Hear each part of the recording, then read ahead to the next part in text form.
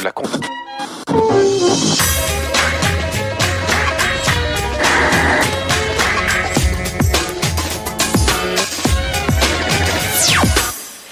Salut à tous, samedi 12h45, plus clair, bienvenue pour toute l'actu média, les images, nos enquêtes, les coulisses et nos invités. Au programme aujourd'hui, le Média Mix pour commencer, c'est l'essentiel de la semaine média, en images et en 5 minutes, avec d'abord le coup de sang du président de la République au Salon de l'Agriculture, tout sur la vidéo qui a fait le tour du monde.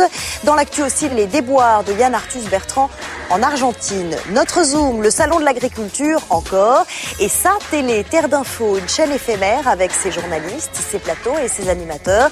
Laurent Cabrol et Alexandre Debanne se mettent au vert. Notre invité, Jean-François Copé, il est le président de la toute nouvelle commission sur l'avenir de la télévision publique. 3 mois pour tout changer, comment va-t-il s'y prendre? Il répond à nos questions. Un plateau d'enfoirés à suivre, le concert pour les Restos du Cœur, c'est vendredi prochain. Marc Lavoine, fidèle des fidèles, et Anne Marcassus, productrice de la soirée, sont avec nous avec des images exclusives en avant-première. Hommage à Clo-Clo, la déferlante. Le 11 mars, cela fera 30 ans qu'il a disparu. Les télés et les radios se préparent au rendez-vous. Les coulisses de l'événement dans Plus Clair. Vous retrouverez vos autres rendez-vous, le zapping, les TV Télé. Cette semaine, Charlie et Lulu. L'Observatoire des séries. Nous avons interviewé la star de Lost, Matthew Fox, la Webzone et la télé des voisins avec un nouveau jeu américain, Amnésia, ou comment transformer votre vie en quiz géant. Voilà pour le menu. On commence tout de suite par l'actu de la semaine, résumé et mixé par Plus Clair. C'est le Média Mix préparé par Karima Hamzaoui et Théodore Bourdeau. C'est parti. Julie a bien fait de monter à Paris. Madame la commissaire, dont l'audience avait un peu faibli depuis septembre, a fait visiter la capitale à 8 850 000 téléspectateurs jeudi soir sur TF1. On n'est pas aux États-Unis ici. Julie a fait oublier leur gueule de bois à d'autres super flics. Samedi soir, les rugbymen du match France-Angleterre sur France 2 ont plaqué au sol les experts Manhattan. Tu vois, ça va. Aïe, aïe, aïe. Comme quoi, la pelouse française fait plus rêver que le bitume new-yorkais. Ça console. Ils font bouger la France et aussi leur propre audience. 4 millions de personnes ont regardé mercredi soir sur France 2 le magazine de Béatrice Schoenberg. Forcément, ça va dans le bon sens. Avec 17,1% de part d'audience, c'est le meilleur score de l'émission depuis octobre dernier, mais ça reste en dessous de la moyenne de la chaîne. Quel est l'envers du décor? Eh bien, on aurait dit du capital, des sujets et un ton très proche. Enquête sur ces compagnies low cost qui révolutionnent le transport aérien. Une thématique, tout ce qu'il y a dans l'air du temps. Je veux parler du pouvoir d'achat. En janvier dernier, le même thème avait valu à Capital son record d'audience absolue avec 25% de part de marché. Impossible cette semaine d'échapper au coup de sang de Nicolas Sarkozy samedi dernier au Salon de l'Agriculture. Un jeune journaliste, membre d'un collectif baptisé YouPress, filme par hasard l'incident entre le président et un visiteur. Il propose ces images à une agence de presse qui décline l'offre, puis au parisien.fr qui les achète sans hésiter. Comment on évalue ça, j'en sais rien. Et donc j'ai appliqué le tarif qu'on pratique pour les autres structures légèrement augmenté, quoi. Voilà. Donc j'aurais proposé 500 €. Un prix ridicule pour un document aussi inédit sur un chef de l'État. Puis c'est la déferlante. La vidéo fait le tour du monde en quelques heures et le Parisien tente vainement d'en garder la paternité. J'ai mené une sorte de bagarre totalement vaine et inutile pour interdire la reprise au mépris de tout respect professionnel de ces images par des sites internet concurrents. Le journal Libération, comme les autres, récupère la vidéo et s'en défend. Cette vidéo, elle est sur le Parisien, mais elle est aussi partout. Elle est partout. Voilà. Donc, soit tout le monde s'accorde et dit, nous, ou au moins tous les médias, je mets un peu de côté les blogs, on la prend pas. Soit, effectivement, quand le copain il la prend, on la prend aussi. Résultat, à ce jour, la vidéo a été visionnée près de 6 millions de fois sur le net. Un record pour la visite d'un président de la République au Salon de l'Agriculture. Sans compter les diffusions jusque dans les JT. Je vous remercie. Et les Français n'ont pas l'air d'avoir goûté le buzz. D'après un sondage Opinionway paru vendredi dans le Figaro, ils sont 59% à trouver que les médias ont accordé trop d'importance à cette affaire. Du foot pour tout le monde. Bertrand Méheux, le patron du groupe Canal+, a déclaré vendredi que la chaîne cryptée diffuserait en clair une partie du feuilleton de la Ligue 1. L'attribution de la majorité des lots à Canal+ avait suscité un début de polémique. France Télévisions parlant d'un risque de privatisation de la diffusion des matchs. Du coup, Canal+ pourrait diffuser en clair un module contenant les buts de la Ligue 1. Frédéric Thiriez, le patron de la Ligue, s'en félicite. Mercredi, Yann Arthus Bertrand a retrouvé avec soulagement sa cabane au bois de Boulogne. Parti réalisé en Argentine, un vue du ciel pour France 2 consacré au grand fleuve du monde, il s'est retrouvé inculpé d'escroquerie et bloqué avec son équipe pendant près d'une semaine. En fait, Yann Arthus Bertrand se serait intéressé peut-être d'un peu trop près au barrage de Yacyretá, dont la construction a provoqué l'expulsion de plusieurs dizaines de milliers de personnes. Il a recueilli quelques témoignages très critiques. Extrait. Je n'ai pas voulu partir parce que j'ai vu dès le début le mensonge des promoteurs de Yacyretá, l'escroquerie qu'est Yacyretá. Je me suis rendu compte de la façon dont ils se comportent avec les gens. Ils leur mentent, ils les trompent. Le lendemain, l'agence de voyage avec laquelle l'équipe de Vue du Ciel travaillait sur place les a accusés de ne pas l'avoir payé, d'où l'escroquerie. Ils ont paniqué, il y a certainement eu derrière une pression très forte. Et d'un seul coup, il y a 15 policiers qui arrivent, qui nous enlèvent les passeports, panier à salade. C'est assez impressionnant, même si on se dit, bon, c'est pas grave, on voit pas très bien ce qu'on a fait de mal. Et on s'aperçoit qu'on est comme au pénal, quoi, qu'on est, c'est pas comme une affaire, on est comme un escroc. Finalement, un juge argentin les a tous libérés mardi dernier, sauf le directeur de production qui attend son jugement. Quant à l'accusation d'escroquerie, elle ne passe pas. Manifestement, il y avait machination et je ne sais pas comment on peut penser une seconde qu'on va escroquer une agence de voyage avec qui on va travailler, quoi. Bien sûr que ça m'a blessé.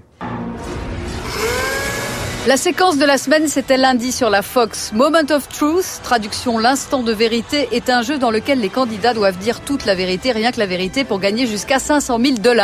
Et un détecteur de mensonges vient valider ou pas les réponses. Lundi donc, Lorraine, une Américaine de 26 ans, était sur le grill, supportée par Frank, son mari. Pour la question à $100 000, son ex débarque. Do you believe I'm the man you should be married to? I'm going to be honest and say yes. Bon, son mariage vient de voler en éclats, mais il y a mieux, enfin pire. Since you've been married, have you ever had sexual relations with someone other than your husband? I'm going to have to say yes. Cette fois, c'est sûr, elle va rentrer seule chez elle, mais peut-être riche, à moins que, question suivante, à $200 000. Do you think you're a good person? Honestly, I think I am a good person. Mais le détecteur de mensonges ne valide pas la réponse. Pense. Lorraine a vraiment tout gagné. 9 millions de téléspectateurs la prennent pour une garce. Elle a perdu son mari, tout ça pour rien. C'est beau comme de la télé-réalité. Il est une chaîne où l'on peut retrouver Fred Courtadon, Jean-Marc Sylvestre et Alexandre Debanne, où les émissions s'appellent Bienvenue à la ferme, Au cœur du débat et Appel d'air, où l'on peut voir des reportages sur le lait de vache. Cette chaîne existe une fois par an pendant le salon de l'agriculture. Bienvenue à Terre d'Info, Karim Hamzaoui. Cette semaine à Plus Clair, nous aussi on est allé au salon de l'agriculture à Paris et voilà ce qu'on a découvert à Terre d'Info TV, une chaîne éphémère créée pour l'occasion par les chambres d'agriculture, 100 heures de programme, une dizaine de journalistes et animateurs. Allez, petite visite guidée avec l'unique réalisateur de cette chaîne. Je vous fais visiter, il y a 5 équipes de rédaction. Après c'est par là. Victor au montage, chef monteur. Je vais vous montrer là où on mange. C'est là qu'on mange et qu'on essaye de se reposer quand on a un peu de temps. On enchaîne les émissions tous les quarts d'heure. Très fort. Suivez-moi, suivez-moi. Nombre de caméras sur ce plateau, 5. Là, espace cuisine. Magnifique, hein ? Terre d'Info, c'est une douzaine d'émissions par jour sur l'agriculture, bien sûr, la santé, l'alimentation, l'environnement, bref, une chaîne où il y a aussi pas mal de...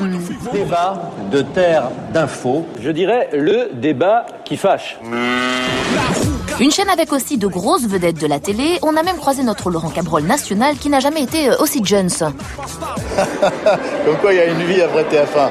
Sur Terre d'Info, il y a aussi un jeu animé par Alexandre Debanne qui sortait de table quand on l'a rencontré. C'est pas un bout de persil. Un jeu sans aucun lot à gagner et des questions sur l'agriculture, entre autres. Alors, Alexandre, content ? J'aime bien l'ambiance parce que on renoue un petit peu avec les débuts des chaînes de l'époque ou des radios même, à l'époque libre ou télé. Il y a un côté brouillon et fouillis contre lequel on peut rien. Hein. On est dans le salon de l'agriculture quand même. En 2002, Terre d'Info était exclusivement diffusée sur le réseau interne du salon de l'agriculture. Puis les partenariats avec les chambres agricoles se multiplient. Cette année, la chaîne aux 600 000 € de budget est aussi diffusée entre autres sur CanalSat et la TNT. Alors forcément, elle s'est enrichie de programmes et d'investigations sur un terrain pas toujours favorable. Attention, prime de risque. Elle, c'est Sylvie Adijard, habituellement journaliste sur France Télévisions. Là, chaque jour, elle réalise ses sujets au cœur du salon et c'est parfois un peu compliqué. Est-ce qu'on peut demander juste au monsieur de ne pas faire une animation là maintenant? Le sujet du jour, les bienfaits du lait sur la santé, reste à trouver un coin un peu plus silencieux mais pas très confortable. Allez, on va faire colchique dans Ah, c'est bucolique. Sorte de reporter agricole, Sylvie s'amuse beaucoup sur le terrain. C'est un peu folklore, tout en restant sérieux par rapport à l'information qu'on transmet. Et puis, c'est le salon de l'agriculture, c'est populaire, c'est les gens de tous les jours, comme moi, voilà. Demain, c'est le dernier jour du salon de l'agriculture à Paris. Fini les veaux, vaches et cochons pour Terre d'Info avant l'année prochaine. Ah voilà une vache. Ah non, raté. Il est président du groupe UMP à l'Assemblée. Il est aussi depuis 10 jours président de la commission chargée de réfléchir à l'avenir de la télévision publique. Cet ancien porte-parole est habitué au poste délicat. Il a 3 mois pour déminer le terrain, dit-il. Quel audiovisuel public sans pub, avec quel programme, avec quel argent? Jean-François Copé est sur le plateau de Plus Clair pour répondre à nos questions. Jean-François Copé, bonjour. Bonjour. Et merci d'avoir accepté notre invitation. Quand vous avez pris vos fonctions à la tête de cette commission pour l'avenir de la télévision publique, vous avez dit « je vais déminer le terrain ». On a l'impression que vous partez en guerre. Oh, pas du tout. Non, pas du tout.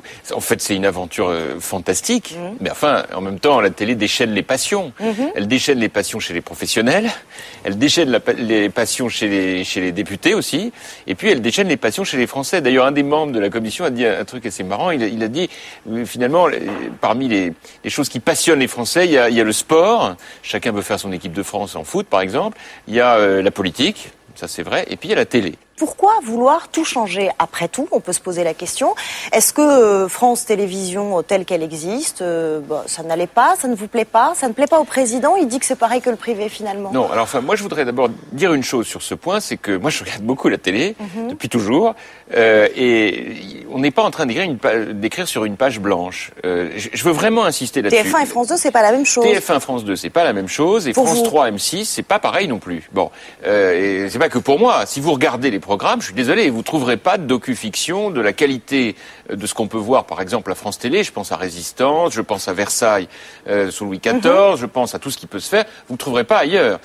C'est vrai que c'est plutôt à la télé publique que vous trouvez des émissions politiques, que vous trouvez un certain nombre de magazines que vous ne trouvez pas ailleurs. Le président de la République, il fait des déclarations surprenantes en ce moment.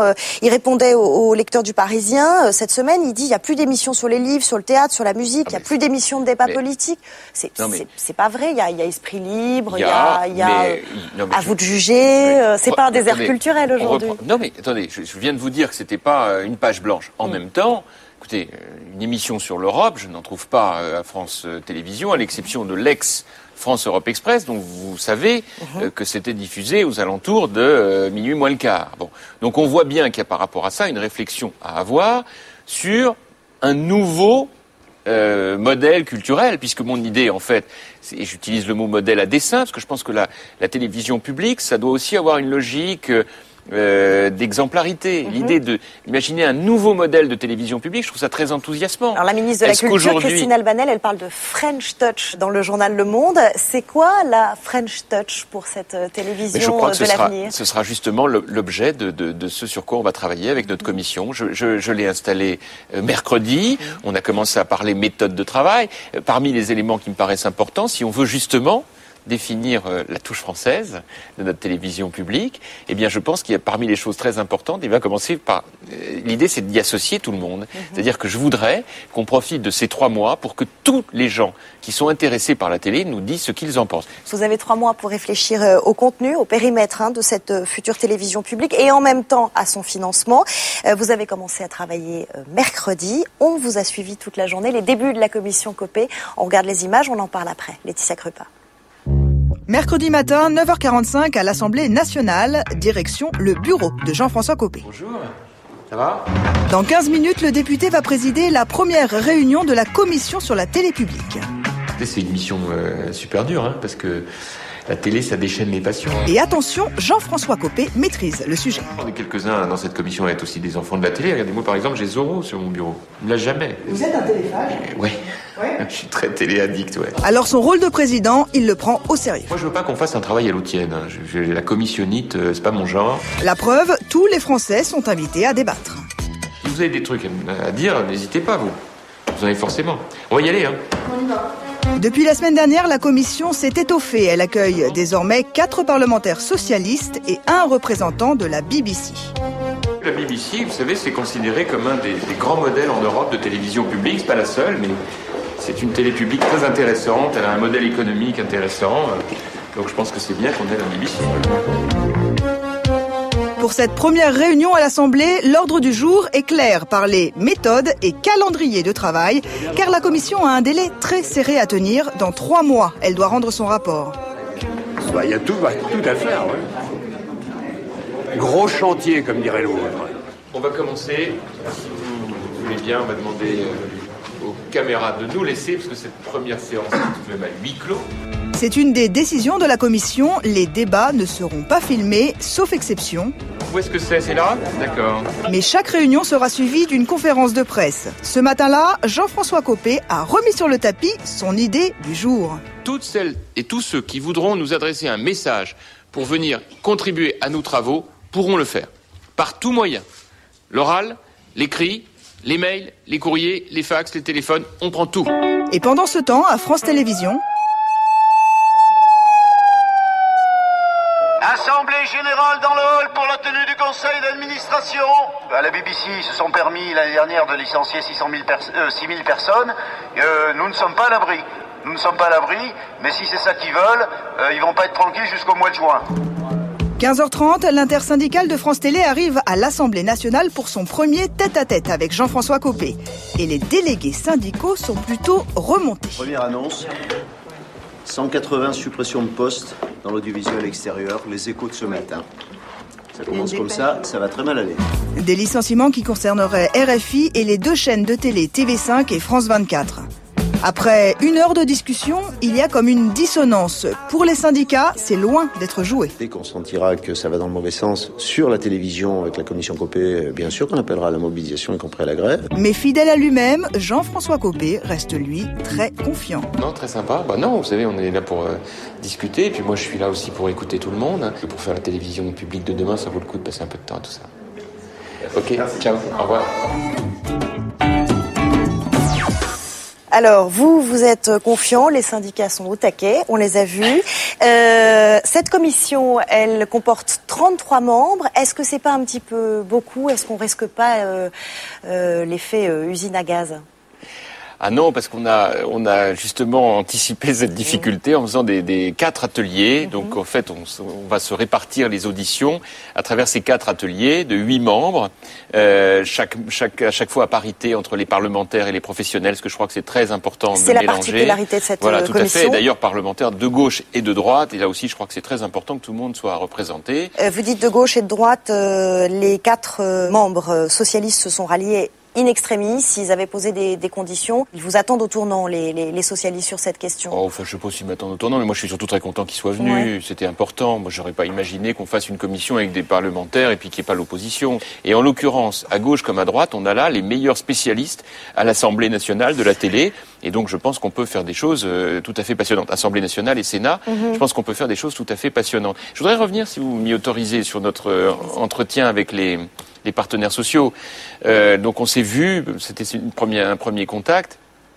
Et si vous m'avez vu très, très souriant à la sortie de cette réunion, c'est parce que, moi je vous le dis les choses, j'ai trouvé que notre échange a été extrêmement cordial, courtois et ouvert. Ce que j'ai dit aux partenaires sociaux, entre autres, c'est que je trouvais que c'était une fantastique occasion pour les personnels de France Télé de réfléchir entre eux à l'avenir de la télé publique. On a vu qu'il y avait un conseiller de la BBC. Oui. La BBC, est-ce que c'est le modèle à suivre ? Je vais vous dire, parmi les sujets, les éléments de méthode que j'ai proposés à mes collègues de cette commission, il y a l'idée de faire beaucoup de comparaisons internationales. Il faut regarder ce qui se passe de mieux ailleurs pour voir si on peut s'en inspirer. Je dis pas que ce qui se passe ailleurs est toujours génial. Alors, ce qui se passe ailleurs, c'est pas mal de regarder. C'est que la redevance est bien plus élevée qu'en France, où elle est de 116 euros. La BBC est financée par une redevance qui est de 135 livres, hein, c'est à peu près 175 euros. Oui. 210 euros en Allemagne. Est-ce qu'on pourrait pas envisager tout simplement, s'en inspirer, envisager une hausse de la redevance en pour France? Tout vous dire, ça réglerait le problème. Pour tout vous dire, la redevance, ça va faire partie des sujets qu'on va évoquer. Hein. Ça, on va pas tourner autour du pot. Pourtant, le président de la République l'excluait.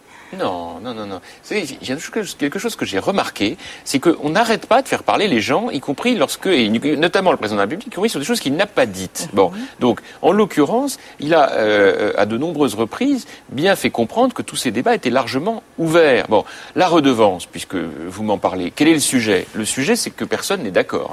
Hein. Vous en avez qui sont très favorables, plutôt du côté des professionnels, et puis vous en avez qui sont très réservés, en particulier les parlementaires.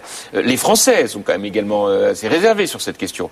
Moi, je pense qu'il faut poser tout ça clairement sur la table et puis réfléchir, parce que je pense qu'il faut regarder tout le modèle. Parce que la BBC dont vous parlez, elle a certes une redevance plus chère, mais elle a aussi un mode de fonctionnement. Elle est propriétaire de partie des droits des œuvres qu'elle diffuse. Enfin, il y a des réglementations différentes. Est-ce que la redevance, on peut en reparler très sérieusement après les municipales, par exemple? Ce sera peut-être moins sensible. Non, mais c'est terrible ce que vous me dites, parce que ça me donne l'idée de l'image que vous avez des responsables politiques, c'est-à-dire finalement l'idée qu'on est là, les yeux rivés sur l'hypocrisie ambiante. Ah bah avant les élections, on dit rien, et puis après on fait le coup par derrière. Au moment où on parle du pouvoir d'achat, c'est une mesure qui risque d'être très impopulaire. Mais je vais vous dire une chose, si c'est ça la question, la mesure, elle sera tout aussi impopulaire après qu'avant les élections. Et le but du jeu n'est pas de se poser la question en ces termes, il est de savoir quelle est la bonne décision. Donc aujourd'hui, vous n'excluez pas une hausse de la redevance? Je n'ai pas dit ça. Ce que je vous ai dit, c'est que nous aurons un débat sur la redevance, dans sa globalité, ce qui n'est pas tout à fait la même chose. D'ores et déjà, on réfléchit à une redevance pour les résidences secondaires. Ah bah même remarque que précédemment, à partir du moment... Vous savez, je vais vous dire. Encore une fois, il faut faire les choses dans le bon ordre. Christine Albanel, la ministre de la Culture, en a parlé. Hein, c'est pas moi. La terre entière peut parler de tout. C'est ça tout l'intérêt. Christine Albanel, c'est pas la terre entière, c'est la ministre qui est en charge de la question. Un côté très universel. C'est en cela que je vous disais cela. Mais je vous l'ai dit tout à l'heure, la particularité de la télé, c'est que tout le monde a son avis. C'est comme l'équipe de France de foot. Chaque Français a une idée sur la composition de l'équipe de France de foot. Moi, je veux simplement vous dire par rapport à ça que lorsque je vous dis on va examiner la question de la redevance, et on va examiner la question de la redevance dans sa globalité. Sur ce plateau ici même, le conseiller à l'audiovisuel du président de la République, Georges-Marc Benamou, a parlé d'une loi courant 2009. Donc on n'était pas vraiment au 1er janvier 2009. Est-ce qu'on risque de prendre du retard? Est-ce que la loi sera applicable à temps? D'abord, ça, c'est l'affaire du président de la République et du gouvernement. Donc, c'est pas à moi qu'il faut le demander. Moi, j'ai une mission, c'est de remettre un rapport ficelé au 31 mai. Et donc, à partir du 31 mai, le président de la République aura le rapport exhaustif de notre commission, celle qu'il a désignée. À partir de là, il lui appartiendra de décider du calendrier. Merci en tout cas d'avoir répondu à nos questions sur le plateau de Plus Clair. Merci d'être venu parler de la future télévision publique. On en reparlera. À suivre après la pub, le zapping, les TV Télé cette semaine. Charlie et Lulu, l'Observatoire des séries, la télé des voisins. Vous retrouverez aussi la Webzone. Et nos invités, deux enfoirés, le chanteur Marc Lavoine et la productrice Anne Marcassius, sans oublier notre reportage sur la Cloclomania, tout sur les préparatifs du 30e anniversaire de la mort de Claude François. C'est juste après la pub.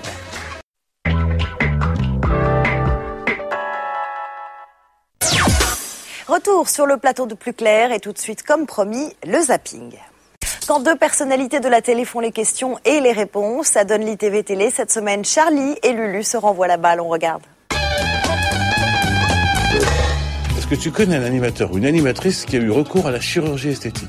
Magloire. Avant, c'était un garçon, il était blanc.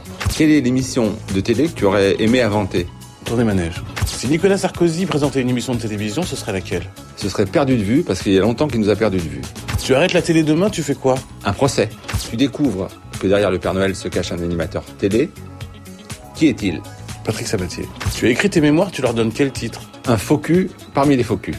Quelle est l'émission à laquelle tu ne participeras jamais? Alors l'émission à laquelle je participerai jamais, c'est les débats politiques d'Arlette Chabot. C'est parce qu'elle me fait peur, elle ressemble à un homme. Charlie, tu écris tes mémoires, quel en serait le titre? Les mémoires d'un âne. Quel est l'animateur ou l'animatrice du PAF le plus mal habillé? Alors, je ne sais pas son nom, c'est ce monsieur qui présente Thalassa. Je pense que sa styliste, elle a les mêmes yeux que Red Charles. L'émission à laquelle tu ne participeras jamais. Question pour un champion. Trouves-tu que Julien Lepers en fait trop? Faut lui foutre la paix parce que quand il sera mort, on sera bien embêté. Quelle animatrice ou animateur du PAF embrasserais-tu sur la bouche? Il y en a plusieurs, mais je dirais Koé, parce que j'aime bien Koé, il me fait rire. En plus, c'est une belle langue. À ton avis, la télé est-elle un univers impitoyable? Pitoyable, souvent. Impitoyable, souvent aussi. Qu'est-ce que tu ne referais pas dans ta carrière? Travailler avec Maureen Dor. Charlie, kiffes-tu Ingrid Chauvin? Je kiffe vraiment Ingrid Chauvin, j'aime beaucoup, je l'adore, je l'aime. Selon toi, les animateurs télé sont plus de gauche ou de droite? À TF1, ils sont à droite. Voilà. À M6, on est au centre parce qu'on a une vision de tout formidable. Et à France Télévisions, ce sont des bolcheviks assoiffés de sang. Et ça fait peur. Quel est ton rituel avant de passer à l'antenne? Alors, tu sais bien, je te touche les fesses et tu as horreur de ça. Si la télé était un objet. Un aquarium. Tu demanderais à Valérie Damido de redécorer ton appartement? Sûrement pas, parce que j'adore Damido. Je la connaissais quand elle vendait des crêpes dans sa roulotte, mais elle a un goût de chiotte. Voilà, interview croisée réalisée par Alexandre Pérez, Charlie et Lulu. C'est tous les samedis à 10h15 sur M6 pour Hit Machine. Il est à la une de tous les magazines de télévision et de cinéma. Tout lui sourit en ce moment. Le mois de mars 2008 est celui de la consécration pour le beau gosse de la série Lost, Matthew Fox. Le film dans lequel il joue, Angle d'attaque, sorti le week-end dernier aux États-Unis, est numéro 1 au box-office. Alors en attendant le film, qui sort en France le 19 mars, quelques minutes en tête-à-tête avec Matthew Fox grâce à Vincent Calvet.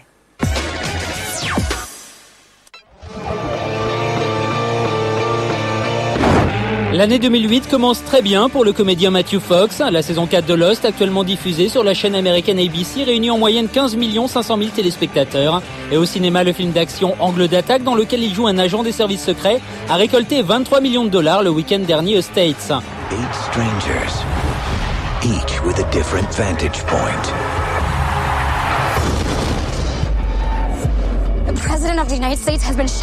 Matthew Fox est venu à Paris pour assurer la promo du film Angle d'attaque. On l'a rencontré.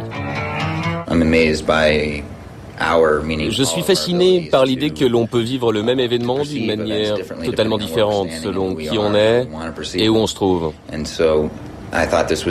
Ce film était l'occasion pour moi de participer à un thriller d'action qui parlait de ce thème. Si Matthew Fox n'a qu'un rôle secondaire dans le film, son nom est déjà bien mis en avant dans la bande-annonce. Dennis Quaid. Control is compromised. Matthew Fox.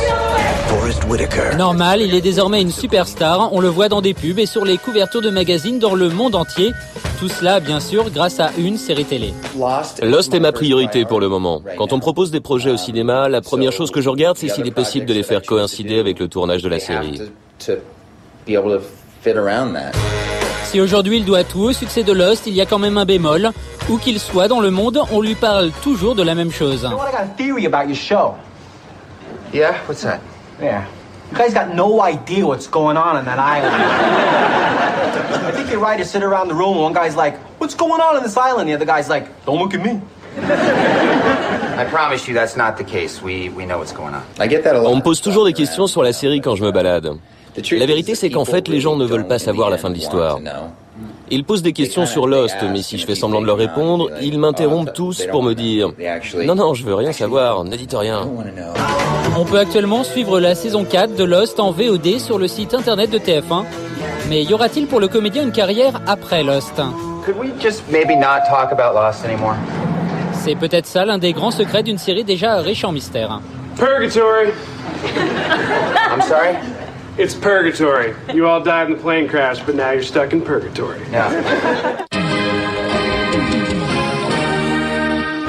On connaît tous MacGyver, ce héros de série télé des années 80 un peu particulier, puisqu'il arrive toujours à se sortir des pires situations à l'aide d'objets du quotidien. Avec lui, un chewing-gum peut faire dévier un laser, et un rouleau de papier toilette peut désamorcer une bombe. Oui, mais tout cela était-il vraiment bien sérieux ? C'est la question que s'est posée la semaine dernière l'émission américaine Mythbusters, soit les casseurs de mythes. Le principe de ce show diffusé sur la chaîne Discovery Channel, 2 experts remettent tout en question. Et dans cette émission spéciale, ils se sont intéressés aux exploits vus dans la série MacGyver. It's time to take the antics of one Angus MacGyver, place him under the Mythbusters microscope and separate fact from fiction. Par exemple, dans un épisode, pour s'évader d'une pièce, MacGyver provoquait une réaction chimique avec 1 gramme de sodium plongé dans de l'eau. Il parvenait ainsi à faire une brèche dans un mur. Or, les Mythbusters ont tenté la même chose et voilà le résultat. Should happen any second now. Pas grand-chose, hein. Sorry, Mac, but 1 gram of pure sodium won't blow a hole through toilet paper. Quant à l'avion de fortune fabriqué à l'aide de bambou par le héros dans un épisode, volera pas, on a comme un doute.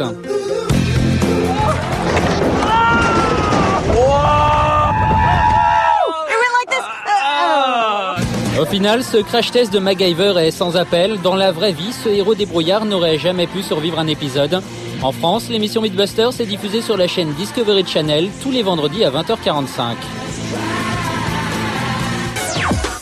Quelle est la seule émission de variété à recevoir plus de 40 artistes qui ne font pas leur promo? Réponse, Les Enfoirés. Cette année encore, le vendredi 7 mars, soirée événement sur TF1 au profit des Restos du Cœur. 19 ans que ça dure, plus de 10 millions de téléspectateurs. Derrière ce grand show, depuis le début de l'aventure, une productrice, Anne Marcassus. Elle va nous raconter les coulisses de ce concert exceptionnel. Elle est venue accompagnée d'un fidèle, parmi les fidèles, le chanteur Marc Lavoine. Merci à tous les deux d'être venus sur le plateau. Merci de nous avoir invités. De Plus Clair. Anne Marcassus, vous êtes là depuis le début de l'aventure. Je suis arrivée en 93. En fait, pour Les Enfoirés chante Starmania. Et en fait, j'ai commencé à m'occuper de cette émission-là et c'est ce qui m'a fait aimer mon métier aussi. C'est une bonne école pour une productrice parce que c'est un show tellement énorme. Mais c'est l'école la plus formidable et puis surtout, c'est l'école, c'est une famille. Après, c'est une aventure humaine incroyable. On est devenu une petite famille. Vous en faites partie de cette famille, Marc Lavoine, depuis longtemps. Je crois que vous étiez déjà là en 96. Mais, si vous voulez, ce qui est intéressant dans ce phénomène, c'est une ville qu'on déplace. Parce que quand il y a 40 artistes sur scène, vous pouvez multiplier par 10 le nombre de gens qui travaillent ensemble. Et c'est exemplaire parce que les Enfoirés sont au service des Restos du Cœur. Donc c'est un collectif qui fait quelque chose de plus grand que lui. Et ça, c'est très très rare. Tout ce petit monde se déplace. Là, on le crée. Et vous, on vous prévient combien de temps à l'avance, par exemple, vous allez chanter ça avec telle personne à tel moment. Vous avez eu combien de temps pour vous retourner, pour vous préparer? Marc, c'est différent parce qu'il est là dès le départ. Il est aux réunions de préparation. Il nous aide à trouver les chansons. Donc finalement, il construit un peu le spectacle avec nous. Ah, c'est vous deux qui décidez? Non, pas nous deux. Non. Il y a un petit collectif et il y a Jean-Jacques Goldman en tête parce que c'est quand même notre... Lui, c'est le pilier des... C'est le pilier, c'est là qui est là depuis le début. Je pense que si Coluche a créé les Restos du Cœur, Jean-Jacques a créé les Enfoirés. Il a été nommé par Coluche au début pour s'occuper du domaine artistique puisque c'est lui qui avait fait la chanson. Et il a tenu sa parole. Après la disparition de Coluche, il a continué chaque année à renouveler cette opération parce qu'il sait, lui, au fond, on le sait tous, c'est la durée qui fait que l'association aujourd'hui peut être un contre-courant et en même temps une institution. Vous avez peu de difficultés, beaucoup de difficultés à recruter des artistes. Alors, comment vous faites ce casting? Comment vous décidez, cette année, c'est ces 40-là? Alors, c'est ce que dit justement Jean-Jacques. Il se rappelait au début, c'est vrai qu'on ramait, même lui, on l'envoyait au fond. C'était incroyable. Et puis finalement, petit à petit, on a créé quelque chose qui a donné aux gens envie de venir. Et puis nous, on avait besoin d'avoir des nouveaux, parce qu'on a besoin d'avoir les nouveaux qui font parler d'eux. Parce qu'évidemment, pour avoir une bonne audience, pour que les spectateurs soient contents, on est obligé de renouveler. Cette année, c'est Christophe Willem, Christophe Mahé, c'est les petits nouveaux, alors, à côté des fidèles. Il y a Frédéric Diffenthal aussi. Voilà. Si vous le voulez bien, on va regarder parce que vous avez eu la gentillesse de nous apporter des images en avant-première. Et donc, on va les regarder ensemble pour avoir une idée de ce que ça va donner. Marc Lavoine, je vous entendais chanter pendant l'extrait, vous y êtes encore? Oui, c'est une sorte, c'est des poupées russes. C'est parce qu'on prépare, on répète, ensuite on fait le premier show avec le public qui répète un peu avec nous aussi. Il y a une solidarité comme ça, quelque chose de formidable. Et puis, il y a l'onde de choc ensuite qui se répète puisqu'on enregistre, ensuite ça va passer à la télé, ensuite on va vendre le disque, le DVD. Donc si vous voulez, on sait quand on fait quelque chose au resto que c'est quelque chose qui va rester et qui va servir immédiatement. Un tiers des ressources vient justement de cette soirée des Enfoirés. Le 8 mars, donc le lendemain de la diffusion à la télévision, le CD et le DVD sont mis en vente. Un DVD, c'est 18 repas chauds. Comment vous organisez justement la promo des Enfoirés, la vente des places, la publicité autour de cet événement qui est effectivement où l'enjeu est énorme? Alors la vente des places, il faut savoir qu'il n'y a aucune publicité, mais les villes, ils le savent et ça part en 2 heures, il n'y a plus de place, les 7 concerts sont achetés, quoi. C'est une histoire incroyable. Et pourquoi vous avez choisi Strasbourg, là, cette année? Parce que bon, ça change, on tourne, et puis les villes sont candidates maintenant, elles essaient de tout faire pour nous accueillir, donc c'est bien, et puis on essaie de trouver des zéniths aussi qui peuvent nous recevoir. Il y a une ville candidate pour l'année prochaine? Oui, il y en a plusieurs même. Lesquelles? Il y a Nice, je crois, qui nous attend, et puis il y a un nouveau zénith, je crois, à Rouen aussi, Puis il y a toujours, il y a Paris aussi, parce que de temps en temps, il faut bien revenir de temps en temps à Paris. Là, vous avez fait revenir Céline Dion, qui n'était pas revenue depuis 10 ans. Vous l'avez convaincue comment? Ça a été, en fait, elle a suivi, on lui avait fait passer des CD, des DVD, des éditions, mais c'est vrai que quand elle a débarqué là, elle dit, vous êtes fous, mais elle a été formidable, elle a joué le jeu, elle a tout fait. Cette année, la soirée, c'est le vendredi 7 mars sur TF1, c'est donc de 20h à minuit, en simultané sur RTL, et TF1 diffuse après le concert un magazine qui s'appelle Donner pour aider, c'est présenté par Patrick Poivre d'Arvor et Claire Chazal, sur le travail sur le terrain, justement, de tous les bénévoles qui vont bénéficier de l'argent généré par cette soirée. Voilà, et cette partie-là est plus gérée par Véronique Colucci, parce qu'on n'en a pas parlé, mais c'est quand même elle aussi qui a repris le flambeau avec Jean-Jacques des Enfoirés. Elle fait partie aussi des gens qui bougent les choses, donc il faut vraiment ne pas l'oublier. Le président des restos. Le président des restos, Olivier Berthe, et puis toute l'équipe des bénévoles et tous les gens qui travaillent. Merci d'être venu parler de cette soirée des Enfoirés. Restez avec nous un instant encore. Anne Marcassus, vous produisez également une émission qui est diffusée sur TF1 le samedi 15 mars à 20h50, Génération Clo-Clo, présentée par Flavie Flamand. Effectivement, le 11 mars prochain, ce sera le 30e anniversaire de la mort de Claude François. Toutes les télévisions et les radios vont célébrer à leur façon cet événement. Il va être très difficile d'échapper aux paillettes et aux Claudettes. Julien Dugast. 21h lundi dernier, dans les studios d'Europe 1, on enregistrait une émission spéciale dont connaît la musique. Une spéciale diffusée ce samedi à 23h pour les 30 ans de la mort de Clo-Clo. Là, c'est le jouet extraordinaire. C'est la grande Sophie qui répète. Et elle le propose avec sa façon de chanter.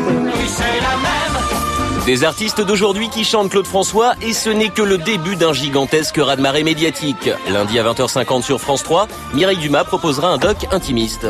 Nous étions toutes belles comme le jour. En Suisse ce soir, la TSR fera notamment chanter des passants pour passionnément Claude François. Les Magnoliens. Elles sont toutes belles. Le lundi au soleil, c'était une chose, je sais plus. Pour Télémélodie, ça sera plus classique. Télémélodie rend hommage à un mythe. Dans Un jour un destin, le 12 mars sur France 2, Laurent Delahousse nous dira tout sur les derniers jours de la star. Que s'est-il passé le 11 mars 1978 au 46 du boulevard Exelmans à Paris? Des fans, une foule, des cris. Mardi 4 mars sur TF1 cette fois, Charles Villeneuve se la jouera aussi enquêteur. Croyez-vous tout savoir sur Claude François? Pas si sûr. Et même Flavie Flamand présentera sur TF1 un Génération Clo-Clo le 15 mars.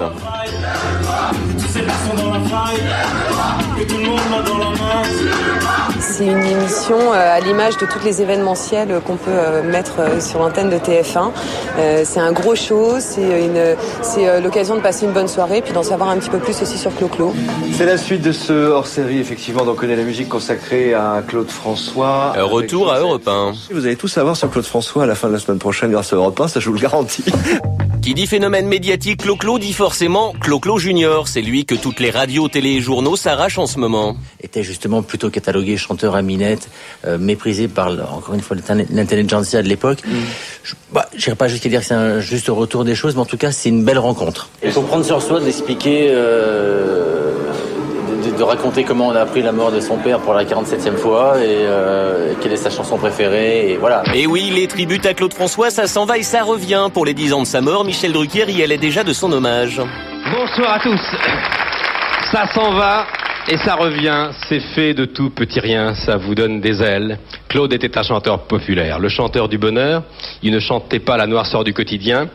Il a enflammé le cœur de milliers et de millions de fans pendant près de 15 ans et fait trembler tous les hit parades. Du coup, on s'interroge, Clo-Clo est-il la recette miracle pour réaliser des cartons d'audience? Question posée au présentateur de Bonnie and Clyde, une émission belge diffusée sur la RTBF qui enregistrait jeudi soir, je vous le donne en mille. Comme d'habitude, vous êtes belle. Bah oui, un hommage à Claude François. L'audience, c'est-à-dire faire plaisir au public qui attend ça, donc tant mieux. On va pas expressément leur faire un vieux chanteur qui n'existe plus et qui a marqué 30 personnes. Des nouveaux chanteurs genre Vincent Baguian. Et ça revient. Ça s'en va. Et ça, il faut le couper. Ou encore Patrick Juvet qui a écrit Les Lundis au Soleil pour Clo-Clo. Ça se serait passé pour d'autres artistes qui sont partis. C'est peut-être lui qui aurait été le producteur de l'émission parce que c'était quelqu'un de business. Là, vous allez enchaîner des interviews pour parler de Claude François? Oui, je vais raconter la même chose. Mais en Belgique, on retrouve surtout un homme en pèlerinage médiatique, Claude François Junior. Entre les radios, les phoneurs et les télés, il y en a une tous les 2 jours depuis 2 semaines. Et là, je prends un break des vacances la semaine demain. Et il y aura encore le 9, 10, 11 où je vais en faire peut-être une dizaine. Et puis voilà. Mais si on doit les compter, je dirais une trentaine quand même. 30 interviews en 15 jours, l'homme médiatique du moment, ce n'est peut-être pas Claude François, mais plutôt Claude François Junior, à qui on peut désormais coller ce label. Vous souvenez-vous de la couleur de votre premier cartable, du nom de votre prof de maths en 6e ou du prénom de la première fille que vous avez embrassée? C'est votre vie et pourtant, votre mémoire l'a déjà presque effacée. Mark Burnett, le pape des shows et de la télé-réalité aux États-Unis, en a fait un jeu. Amnesia est à l'antenne depuis une semaine sur NBC. Laetitia Krupp.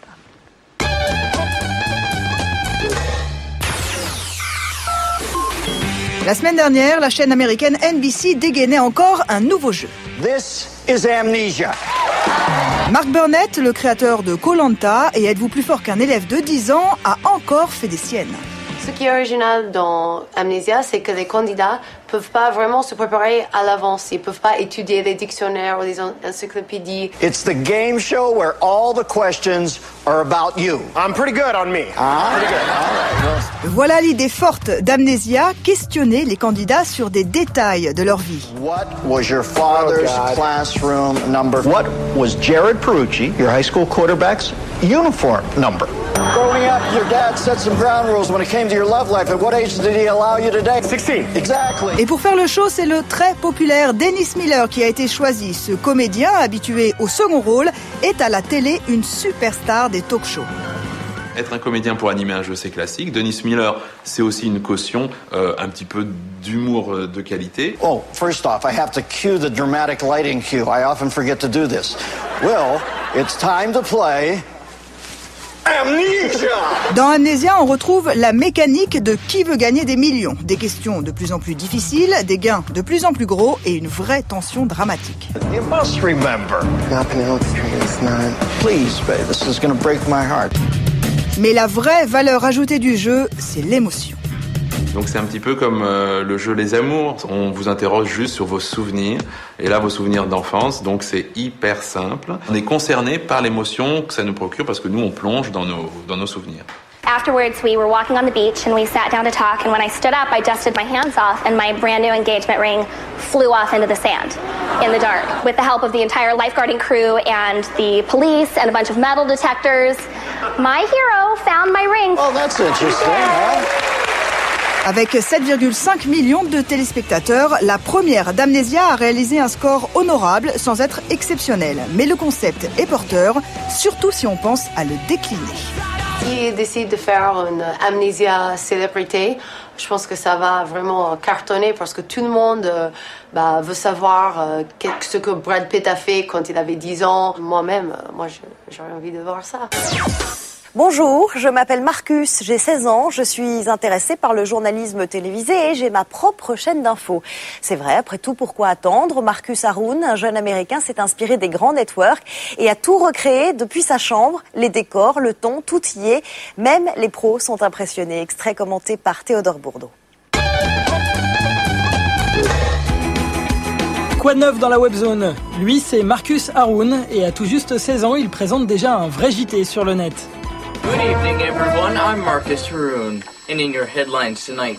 Depuis plus d'un an, cet ado américain anime tous les programmes de la chaîne d'infos en ligne qu'il a créée. Bon, au début, c'était pas encore très au point. Thanks for coming to my website. I hope you've enjoyed your stay and keep looking around. I'm Marcus Haroun, ABC 24 News. Mais le Tom Pouce du journalisme a fait d'énormes progrès. Maintenant, il pique les habillages graphiques des plus grandes chaînes de news américaines. World News with Marcus Haroun. Et il s'incruste dedans. Ça, c'est pour la forme, mais Marcus ne néglige pas pour autant le fond. Dans son costume trop grand, il s'attaque aux sujets les plus costauds. And Barack Obama has won the South Carolina Democratic primary by a substantial margin, according to CNN. Forcément, ce mini-présentateur a tapé dans l'œil des vrais pros de l'info. Ces JT ont été diffusés sur l'antenne de CNN et la chaîne d'info américaine a fait de Marcus Haroun un pilier de son site de partage iReport. À part ça, dans la webzone, on vous a déjà parlé du réalisateur français Michel Gondry et de ses vidéos délirantes qu'il fabrique pour le net.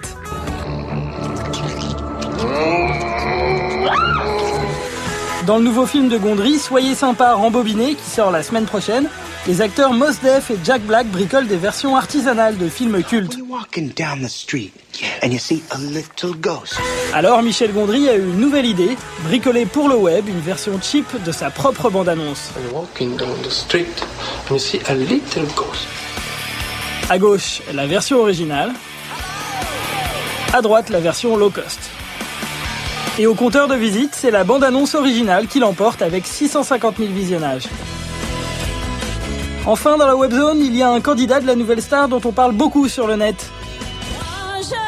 Non, pas elle, mais lui, Julien, belle gueule, belle voix, il a marqué le premier prime de la nouvelle star la semaine dernière.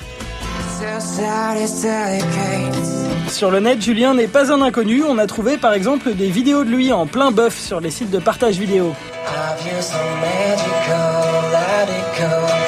Sur sa page MySpace, Julien a le même blouson qu'à la télé, mais il se fait appeler Peter Sunson, à l'américaine.